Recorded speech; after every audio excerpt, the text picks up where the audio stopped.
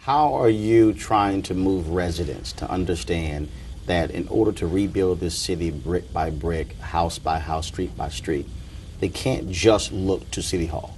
You can't just look to state or the federal government. And so how are you moving them to say, look, you're in this thing with me? Well, first of all, they're way ahead of me. I mean, that's the message that they sent clearly after Katrina and Rita. The one thing that the citizens in this city said was, we're not waiting around, because when we tried, the government wasn't there. You know, I remind people, and you know this because you were here, for 4 days in the dawning of the 21st century, there was anarchy on the streets of America. Period, end of story. Now, people don't want to acknowledge that fact, but there was no civil authority that was in control, and it was a very strange experience to be in that environment. And people felt what it was like for the government to be gone.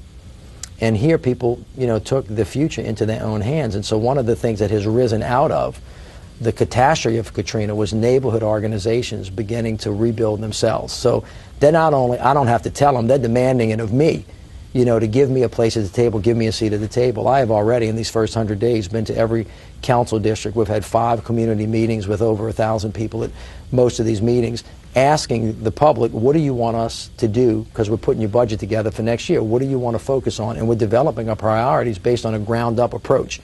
On top of that, it's incredibly wonderful to watch faith-based organizations, not-for-profits, neighborhood organizations getting together and coming to us saying, we already got together, you work for us, this is what we're interested in. So that's helpful. Having said that, it's always important to remind citizens that if you think that everything's going to happen out of City Hall, we don't have the time, the money, or the people to do everything ourselves.